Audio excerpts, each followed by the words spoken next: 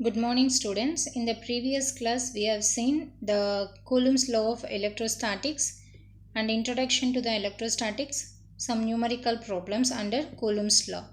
Now we are going to see the electric field intensity due to point charge, conducting sphere and multiple point charges. First we will see what is meant by an electric field. So when the electric field will get exerted. Now we know that when you have two charges, it could either be a positive charge or negative charge. Based on the polarity, there exists a force between these two charges. This force can either be an attractive force or it could be a repulsive force. Okay, this force can either be your attractive force or it can be a repulsive force. Now, if you consider any one point charge to be the test charge, for example, you consider this is point charge number 1 and this is going to be the point charge number 2. If this point charge number 2 is going to be the test charge, then the force acting on this unit positive test charge is known as electric field intensity. So electric field is defined as the electric force per unit charge. So E is equal to, it is defined as the electric force per unit charge, the force acting on unit positive test charge. Now how we need to consider the direction of the field. So the direction of the field will be same as the direction of the force. And if you are considering the unit positive test charge, the direction is going to be in the same direction as that of your force. The electric field is radially outward from a positive charge and radially in toward a negative charge. For example, if you have a negative test charge, then it will be towards, that is just a direction will get changed. So in general, electric field is nothing but the force acting on unit positive test charge is nothing but your electric field intensity, that is force acting on unit positive test charge. If this is going to be the positive test charge, the direction of your electric field intensity will be same as the direction of the force. If it is going to be the negative, then it is going to be in opposite direction. That is why your electric field is said to be inward, that is it is said to be in outward from a positive charge, or it will be in towards your negative charge. So in electric field you have different types of conductors like cylindrically charged conductor or parallel plate. You can take the example of the capacitor or sphere, point charge. So when you have only one point charge, what will be the direction of your electric field?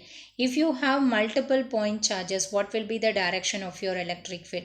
Suppose if you consider only one charge, you consider this is the charge you are having. Because of one charge, how will be the direction of your electric field? Based on the polarity, so your direction is going to be either inward or outward. So this could be your direction of your electric field if you have only one charge. Suppose if you have two charges, two or more charges, you consider here I am having one charge. This is going to be my charge at point 1. Here I am having another charge, that is charge at second point. Now I am having one more test charge at this place. The force acting on this unit positive test charge will experience a electric field. Therefore, the electric field experienced at this point due to point charge number 1 is going to be E1. The electric field intensity exerted at this particular point due to point charge number 2 can be written as E2. Therefore, the total electric field intensity will be the vector sum. That is, because of this point charge number 1, what is the amount of electric field intensity obtained or the force obtained at point P at test charge is going to give one amount of electric field intensity. Similarly, due to the point charge number 2, and another amount of electric field intensity will get exerted. Therefore, due to multiple point charges, what is the amount of electric field intensity exerted, that we can identify by using this. Next one, you could see a capacitor. So capacitor is nothing but a parallel plate capacitor, parallel plate, which is accommodated with the charges. So it will be filled with n number of charges. So it is going to be your parallel plate capacitor. Next is your charged cylinder. Charged cylinder in the sense here it is in cylindrical structure. It is completely charged. Next, charged sphere. It's like a coaxial cable. There you can obtain the value of electric field intensity in case of your coaxial cable. Therefore, the electric field intensity formula can be written as E is equal to F divided by Qt. Electric field of point charge. Now, the electric field from any number of point charges we can obtain it, and the resultant field will be the vector sum of the individual field. As we discussed earlier, when you have n number of point charges, you consider you have n number of point charges. Now this is the point where we need to obtain. Here you have a test charge. So in this test charge, the amount of field exerted due to n number of point charges will be the vector sum of individual field. That is, this is going to give one amount of electric field intensity. The point charge number 2 will give one amount of electric field intensity. Point charge number 3 will give another amount of electric field intensity. Therefore, the total electric field intensity at this particular point is represented as EP. Okay. And the total amount of electric field intensity at this particular point is going to be E1 plus E2 plus E3 plus E4, and it goes on till n number of point charges as we discussed here. So therefore the electric field expression can also be obtained by applying a Gauss's law. It is not that only by using this method it is possible for us to obtain the electric field intensity. Even by using Gauss's law it is possible for us to obtain the electric field intensity. Now of a conducting sphere, electric field intensity of a conducting sphere can be obtained with a charge Q by a straightforward application of your Gauss's law. So here if you consider,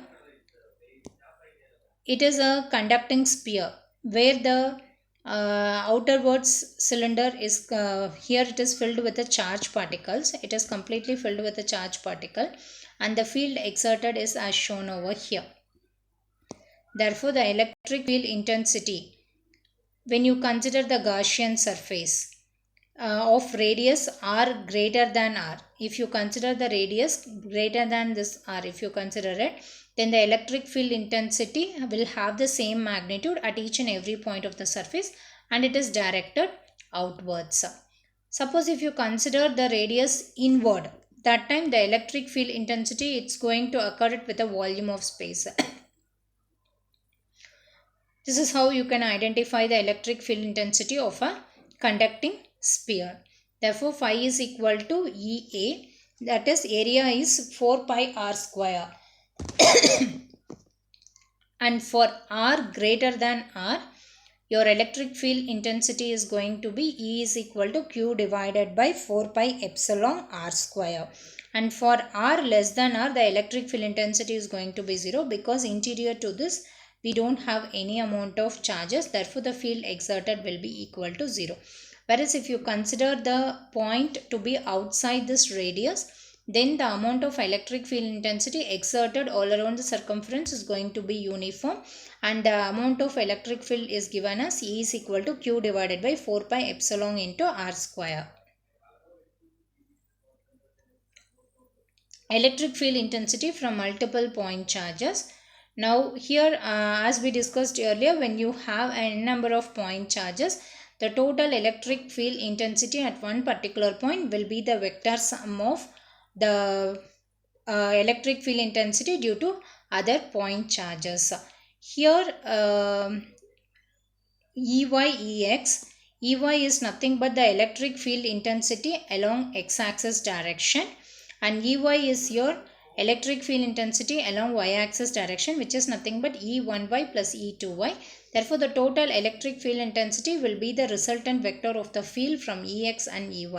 The angle made between these two fields can be obtained as tan theta is equal to Ey divided by Ex. So, in the next class, we will be dealing with the application of electric field intensity, like how we can arrive the electric field intensity if you have a line charge density, surface charge density, what are the application of the Gauss's law. So all these things in the next class we'll be discussing. Thank you, students.